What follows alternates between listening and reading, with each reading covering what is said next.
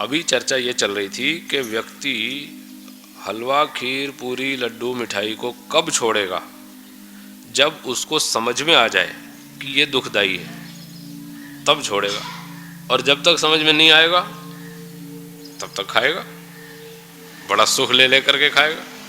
तो ये समझना कोई आसान है क्या? कठिन है ना।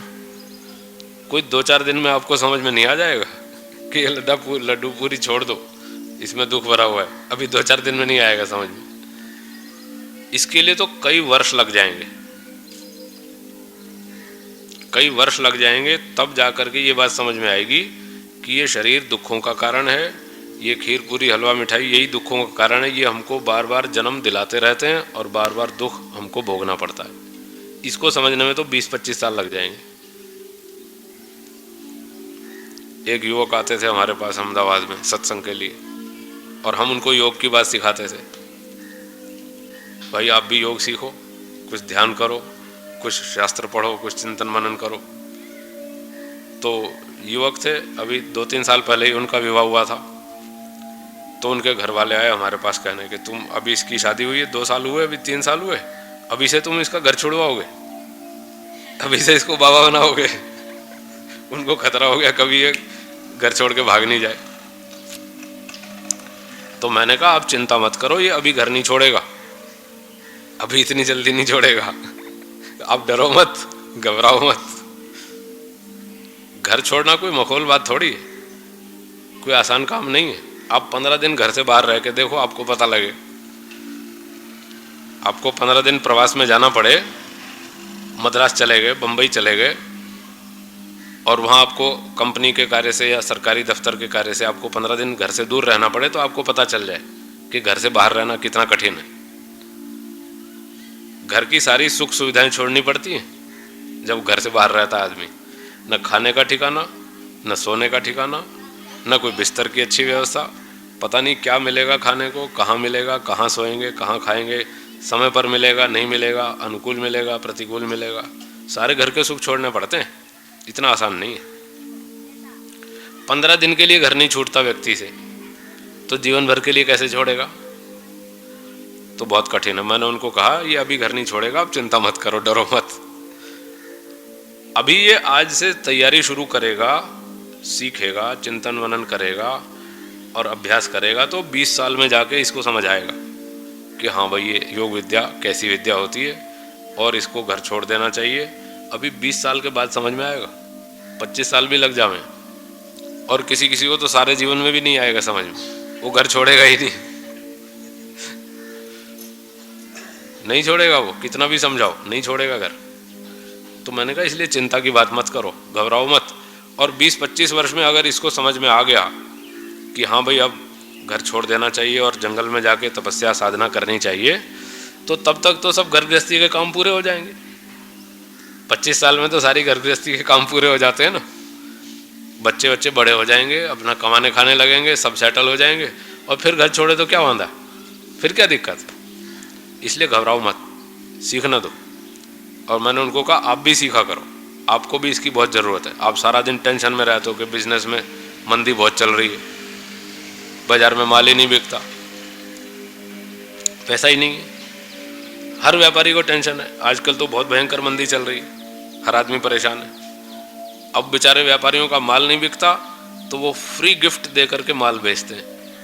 आजकल वो ऐड आती है ना, कोई भी आइटम हो उसके साथ कुछ ना कुछ फ्री, साबुन ले हो तो उसके साथ ब्रश फ्री, हाँ कुछ ना कुछ फ्री, दो चक्की खरीदो, तीसरी चक्की फ्री साबुन की। तो बेचारी मार्केट में इतनी भयंकर मंदी है, माल बिकता नहीं, लोगों को इतनी टेंशन है, परेशानी है, तो कैसे वो उसका सामना करें, बड़ी समस्या है। तो हमने कहा ये टेंशन दूर करनी हो तो योग विद्या सीखो, इससे आपकी टेंशन दूर होगी। तो इसलिए ऐसा मन में नहीं सोचें कि हम योग पढ़ेंगे, योग दर्शन पढ़ेंगे तो हम साधु बाबा हो जाएंगे, घर छोड़ के भाग जाएंगे, पीछे हमारे बच्चों का क्या होगा, ऐसा कुछ नहीं।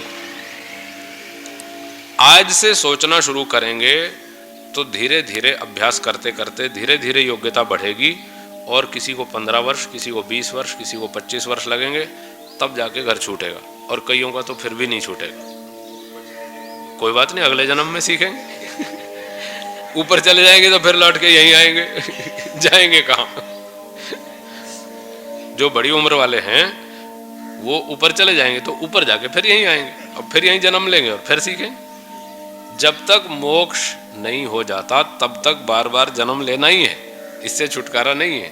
और इस विद्या के बिना मोक्ष होने वाला नहीं है, रास्ता एक ही है। इस विद्या को सीखे बिना, समाधि लगाए बिना किसी का मोक्ष होने वाला नहीं है। इसलिए ये विद्या सबको सीखनी चाहिए। और इस विद्या से किसी कोई जाति भेद का, कोई संप्रदायवाद का, कोई देश विदेश का कोई मतलब नहीं है। ये तो सबके लिए एक जैसी है, सब लोगों के लिए एक विद्या, एक बराबर। इसमें कोई जातिवाद, प्रांतवाद, कोई जन्मवाद, कोई ऊंचा नीचा, वो उसका कोई लेन देन नहीं है। सबके पास मन एक जैसा है, मन सबके साथ, सबके पास एक जैसा है। और टेंशन भी सबको एक जैसी होती है। तो ये तो टेंशन को दूर करने की विद्या है। कोई भारतीय पढ़े, कोई विदेशी चीन का आदमी पढ़े, कोई जापान का पढ़े, कोई अमेरिका का पढ़े, सबके लिए एक जैसी बराबर लागू होती है। सबको टेंशन होती है, मन सबके पास एक जैसा है। कोई गुजराती पढ़े, कोई मराठी पढ़े, कोई मध्य प्रदेश का पढ़े, कोई तमिलनाडु का पढ़े, कोई केरल का पढ़े, कोई बिहार का पढ़े, कोई आसाम का पढ़े, सबके लिए एक जैसी। इसलिए इसमें वो झंझट भी नहीं है कि जी हम तो फलाने संप्रदाय में जाते हैं तो हम इसको क्यों सीखें। अरे भाई, ये ज़रूरत तुम्हारे लिए भी उतनी है जितनी दूसरे प्रदेश वाले के लिए, वो तो सबकी बराबर है। इसलिए इसमें वो समस्या भी नहीं है। ये तो एक टेक्निक है, एक विद्या है, कैसे हम अपनी समस्याओं को कम करें, टेंशन को कम करें, चिंताओं को कम करें, ऐसी विद्या है। इसलिए इसको अवश्य सीखना चाहिए और बड़े प्रेम से, बड़ी श्रद्धा से इसको पढ़ना, सुनना, मनन करना और निधिध्यासन करना चाहिए। और जितना जितना समझ में आता जाए उतना उतना इसको व्यवहार में भी उतारना चाहिए, तो हमारा लाभ होगा, हमारी उन्नति होगी। तो कुछ बातें महत्व की दृष्टि से मैंने आपके सामने रखी कि इस विद्या का कितना महत्व है हमारे जीवन में। जीते जी भी हम सुख से जिएंगे और ऊपर चले गए तो फिर लौट के आएंगे अगले जन्म में। अगले जन्म में फिर ये विद्या हमको काम देगी, फिर सहायता देगी, और फिर उससे अगले जन्म में सहायता देगी, और 2, 4, 5, 7, 10, 20 जन्म में अपनी अपनी गति के अनुसार जन्म मरण से छूट जाएंगे और सारे दुखों से हमारा कल्याण हो जाएगा। तो इस विद्या को आरंभ करते हैं योग दर्शनम, महर्षि पतंजलि जी का बनाया हुआ। अब थोड़ा थोड़ा सूत्रों का अध्ययन आरंभ करते हैं। आज पहला दिन था, इसलिए मैंने थोड़ी भूमिका ज़रा अच्छी तरह से बनाई ताकि कुछ इसका महत्व हमें समझ में आए और हमारे अंदर रुचि पैदा हो कि हम इस विद्या को बड़ी श्रद्धा से पढ़ें और समझें। तो पुस्तकें हैं जिनके पास, वो खोल लेंगे। और पुस्तकों में पहला पाद है, उसमें पहला सूत्र आरंभ होता है। सूत्र थोड़ा थोड़ा बोलेंगे। अथ योग अनुशासनम।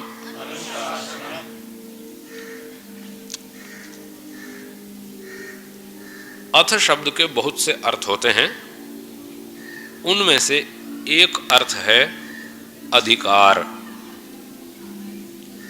अथ शब्द का क्या अर्थ है? अधिकार। अब अधिकार भी नहीं समझ में आया, गोलमोल है, अभी स्पष्ट नहीं हुआ, तो इसको और स्पष्ट करते हैं। अधिकार का अर्थ है किसी विषय को आरंभ से लेकर अंत तक बतलाना। किसी विषय को आरंभ से लेकर अंत तक बतलाना, पूरा वर्णन करना, उसको अधिकार कहते हैं। तो यहां सूत्र में जो अथ शब्द है वो अधिकार अर्थ में आया है। तो अधिकार का अर्थ है शुरू से अंत तक वर्णन करना। तो महर्षि पतंजलि जी क्या कहते हैं? अब हम एक विषय आरंभ करते हैं और वो शुरू से अंत तक पूरा बतलाएंगे। ये अथ शब्द का अर्थ हुआ। अब हम एक विषय आरंभ करते हैं और पूरा अंत तक बतलाएंगे। कौन सा है वो विषय? योग अनुशासनम, ये विषय है। तो योग का अर्थ है समाधि। ये व्यास भाष्य में लिखा है। जो मैंने अभी निवेदन किया था कि इन सूत्रों पर भाष्य लिखा है महर्षि व्यास जी ने, तो जहाँ जहाँ भी हम ऐसा कहेंगे कि ये बात व्यास भाष्य में लिखी है, तो आप समझ लेंगे कि वेद व्यास जी के भाष्य में ये बात लिखी हुई है। तो महर्षि वेद व्यास जी लिखते हैं योगः समाधि, योग का अर्थ समाधि है, और अनुशासनम, अनुशासनम शास्त्रम, अनुशासन का अर्थ है शास्त्र। योग अनुशासनम, समाधि शास्त्रम, अथ आरभ्यते, अधुना समाधि शास्त्रम आरभ्यते, अथ योग अनुशासनम।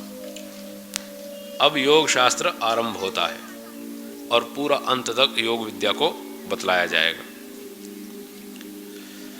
अब योग का अर्थ बताया समाधि, पर समाधि क्या, वो भी तो स्पष्ट नहीं है।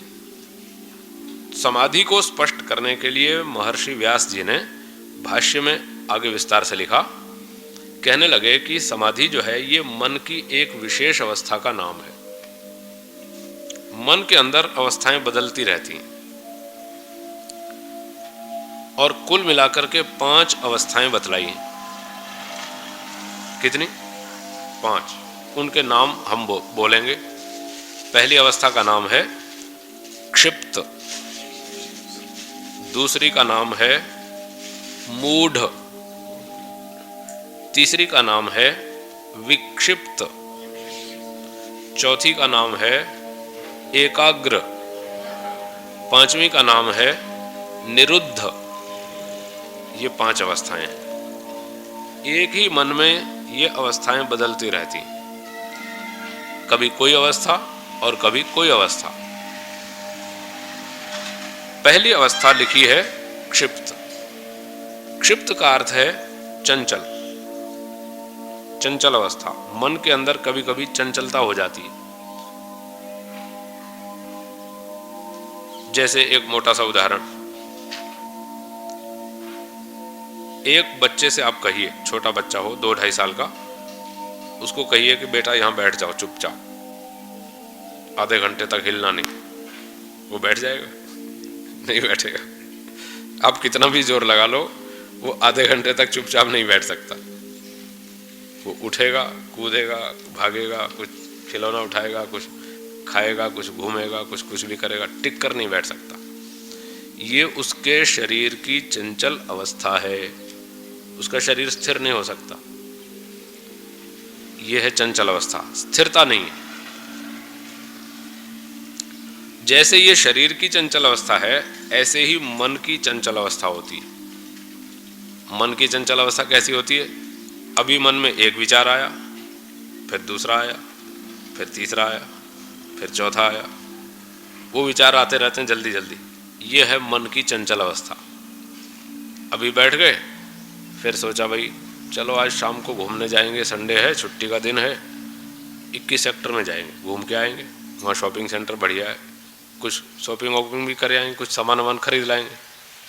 फिर विचार आया कि आज तो वहाँ फलाने मित्र के यहाँ जाना है, उसको टाइम दे रखा है, तो चलो वहाँ जाएंगे।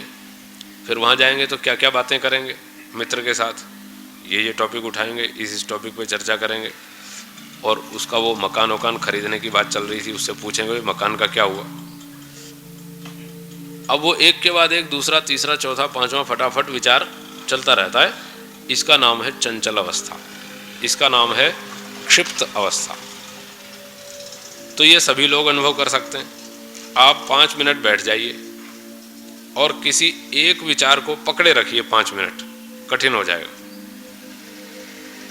एक विषय में 5 मिनट मन को नहीं टिका सकते। अगर आप यहाँ से उठ करके नीचे दरवाजे तक भी जाएं सीढ़ियाँ उतर के, तो आपको 1 मिनट लगेगा सीढ़ी उतरने में, और सीढ़ी उतरने में आप 20 विचार सोच लेंगे। जैसे जैसे देखेंगे, ओहो बाहर एक स्कूटर वाला आया, उसको देखेंगे, उसका विचार आएगा। फिर देखेंगे वो चप्पल उल्टी हो गई, फिर उसको सीधी कर दें। फिर दूसरी सीढ़ी पे पाँव रखेंगे, उधर एक गमले का पौधा टूटा पड़ा है, वो देखेंगे, उसका विचार आएगा। 1 मिनट में सीढ़ी उतरते उतरते 20 बात आ जाएंगी। तो ये कौन सी अवस्था है? चंचल अवस्था, क्षिप्त अवस्था। ये सभी लोगों की बनी रहती है, सारे दिन भर बनी रहती है। जल्दी जल्दी मन में विचार हम उठाते रहते हैं। दूसरी अवस्था है मूढ़, मूढ़ अवस्था। इस पहली अवस्था में, चंचल अवस्था में, रजोगुण प्रधान होता है। रजोगुण चंचल है, वो टिकने नहीं देता। ये सोचो, वो सोचो, ये करो, वो करो, वो करो, उसको नीचे गिराओ, उसको उठाओ, ऐसा करो, वैसा करो। ये रजोगुण का काम है, उसमें गति है, चंचलता है। और जो दूसरा है मूढ़ अवस्था, इसमें तमोगुण प्रधान होता है। जैसे किसी ने भांग खा ली, अब उसको नशा आ जाएगा। अब वो नशे में मूड सा बना रहेगा, होश नहीं रहेगा। किसी ने शराब पी ली, दारू पी ली, बस मूढ़ावस्था हो जाएगी, पता नहीं चलेगा क्या करूं क्या नहीं करूं। या कोई सो रहा है, आलसी, आलस्य आ रहा है, तो वो उसकी मूढ़ावस्था। इसमें तमोगुण की वृद्धि हो जाती है, उसका प्रभाव बढ़ जाता है। ये दूसरी स्थिति है। तो हम सो भी जाते हैं तो वो मूढ़ावस्था बन जाती है। कभी आलस्य आता है तो वो अवस्था भी हम सब जानते हैं। और चंचल तो जानते ही, सारे दिन बनी ही रहती है। ये दो अवस्थाएं तो ऐसी हैं जो सारी दिन भर सब होती रहती हैं और हम सब इसका अनुभव कर लेते हैं। अब तीसरी जो है वो है विक्षिप्त अवस्था। विक्षिप्त का अर्थ है कुछ देर के लिए एकाग्रता बनाई, पर बीच में विक्षेप आ गया, गड़बड़ हो गई, वो देर तक टिकी नहीं, स्थिर नहीं रह पाई और फिर टूट गई। मन को हमने एकाग्र किया थोड़ी देर, और आधा मिनट, 20 सेकंड, 25 सेकंड किया और फिर वो टूट गया। इसका नाम है विक्षिप्त अवस्था। व्यवहार में एक विक्षिप्त शब्द चलता है सामान्य भाषा में, वो अर्थ नहीं है यहाँ। वहाँ तो जो मस्तिष्क जिसका बिगड़ गया हो, मेंटली पागल हो गया हो, उसको विक्षिप्त कहते हैं। इसकी बुद्धि विक्षिप्त हो गई, वो अर्थ नहीं है यहाँ। यहाँ विक्षिप्त दार्शनिक शब्द है। ये दार्शनिक भाषा में इसका अर्थ है एकाग्रता का भंग हो जाना। कुछ समय के लिए एकाग्रता बनी, आधे मिनट के लिए, 1 मिनट के लिए, 2 मिनट के लिए कुछ हमने एकाग्र किया और फिर उसमें विक्षेप आ गया, बाधा पड़ गई और वो एकाग्रता भंग हो गई। तो ये अवस्था वही लोग अनुभव कर सकते हैं जो बैठ करके अभ्यास करते हैं, जो मन को एकाग्र करने की कोशिश करते हैं। कोई 10 सेकंड कर पाता है, कोई 20 सेकंड, कोई आधा मिनट, कोई 40 सेकंड। ऐसे वो अभ्यास के ऊपर है। धीरे धीरे धीरे क्षमता बढ़ती जाती है। और किसी ने 2 मिनट अभ्यास कर लिया, किसी ने 3-5 मिनट कर लिया। करते करते फिर 3-5 मिनट के बाद फिर स्थिरता टूट जाती है। तो ये विक्षिप्त अवस्था है। ये केवल वही लोग अनुभव कर सकते हैं जो ऐसा अभ्यास करते हैं, प्रैक्टिकल करते हैं। तो यहां तक 3 अवस्थाएं हुई, क्षिप्त, मूढ़, विक्षिप्त। इन तीनों को योग नहीं कहते। योग का अर्थ है समाधि। इन तीनों को समाधि नहीं बोलते। अब बाकी बची कितनी? 2 अवस्थाएं। उनके नाम एकाग्र और निरुद्ध, ये 2 नाम हैं। चौथी अवस्था और 5वीं अवस्था मन की या चित्त की। मन और चित्त एक ही बात है। तो इन 2 अवस्थाओं में समाधि होती है। इन 2 अवस्थाओं में जो चित्त की स्थिति होती है उसका नाम समाधि, उसका नाम है योग। तो सूत्र में कहा था ना, अथ योग अनुशासनम। अब हम योग शास्त्र को आरंभ करते हैं। तो योग का अर्थ है समाधि। तो समाधि का अर्थ है मन की 2 ऊंची अवस्थाएं। जब मन की 2 ऊंची अवस्थाएं बनती हैं उसको समाधि कहते हैं, उसको योग कहते हैं। उसकी चर्चा करेंगे। तो जब समाधि अवस्था होती है, योग अवस्था होती है मन की, चौथी और 5वीं, तब क्या होता है? तब ये होता है, तीसरी अवस्था को और थोड़ा सा समझ लें। तीसरी अवस्था में हमने थोड़ी एकाग्रता बनाई तो इसमें सत्वगुण थोड़ा सा जागेगा, प्रबल होगा। लेकिन बीच में रजोगुण या तमोगुण बीच में आकर के उसको बिगाड़ देगा। तो थोड़ा थोड़ा सत्वगुण इसमें उभरने लगता है, रजोगुण और तमोगुण आकर के विक्षेप डालता है और उसको भंग कर देता है। इसलिए यहां तक समाधि नहीं मानी जाती। अब जो चौथी अवस्था है, एकाग्र अवस्था, इसमें सत्वगुण बड़ा अच्छा प्रबल हो जाता है। मन के ऊपर व्यक्ति का पूरा नियंत्रण हो जाता है। ऐसा अच्छा नियंत्रण हो जाता है 100% पूरा। उदाहरण, जैसे आपने सर्कस में देखा है ना, साइकिल वाले चलाते हैं साइकिल सर्कस में, और वो मोटरसाइकिल वाले चलाते हैं मौत के कुएं के अंदर। वो ऐसे कैसे चलाते हैं? और एक रस्सी के ऊपर चलता है एक व्यक्ति सर्कस में, एक लाठी हाथ में लंबी सी लेके लकड़ी, और वो उससे बैलेंस बनाता रहता है और सीधा सीधा रस्सी के ऊपर चलता रहता है। कितना टेढ़ा काम, कठिन है ना। उसका जैसे शरीर के ऊपर कितना नियंत्रण होता है, वो गिरता नहीं इधर उधर। और साइकिल चलाता है सर्कस में, साइकिल के ऊपर चलता है, खड़ी कर देता है, फिर भी गिरता नहीं, फिर चल पड़ता है, फिर खड़ी कर देता है, फिर चल पड़ता है, गिरता नहीं वो। उसका कितना अच्छा नियंत्रण होता है। ऐसा ही व्यक्ति का अपने मन पर नियंत्रण हो जाता है। 100% मन उसके अधीन। उसकी इच्छा के बिना मन में कोई विचार फालतू घुस नहीं सकता। ऐसा गेट कीपर लगा देता है, बिना पूछे अंदर नहीं आ सकते। तो ये चौथी अवस्था है, एकाग्र अवस्था। और जो पांचवी अवस्था है, निरुद्ध अवस्था, उसमें भी ऐसा ही होता है, 100% नियंत्रण। कोई विचार उस व्यक्ति की इच्छा के बिना मन में घुस नहीं सकता।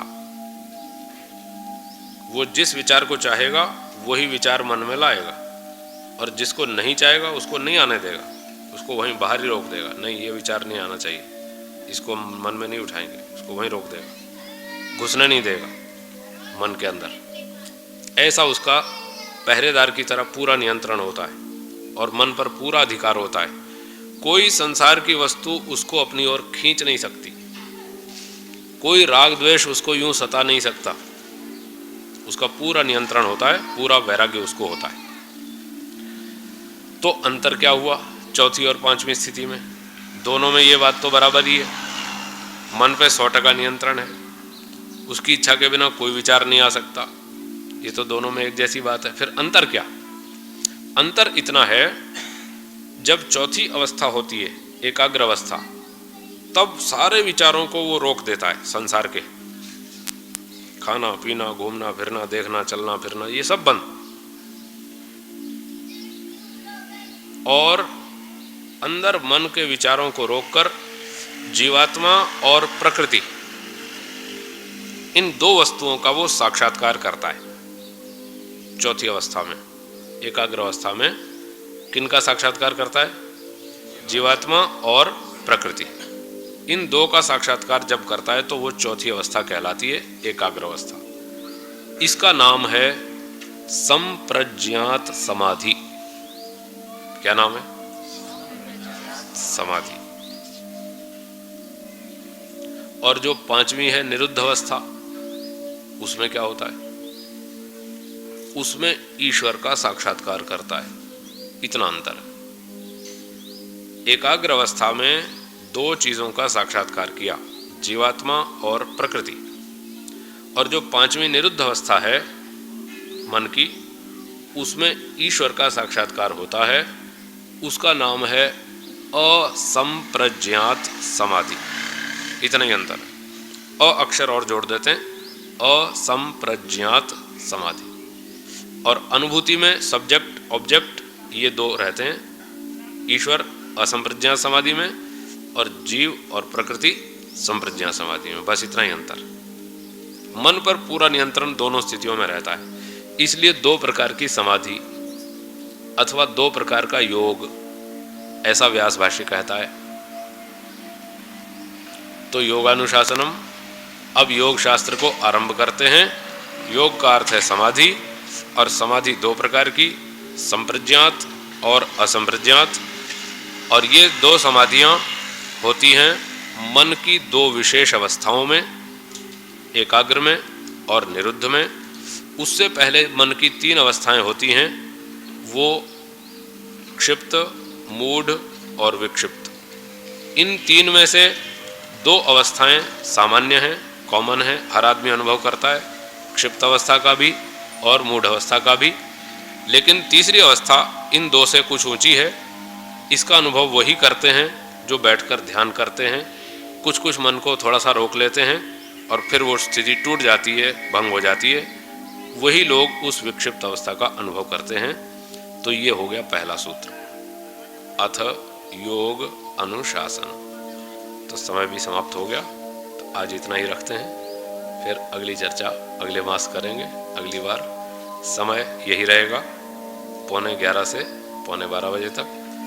और स्थान क्यों पांडे जी, आपके घर पे?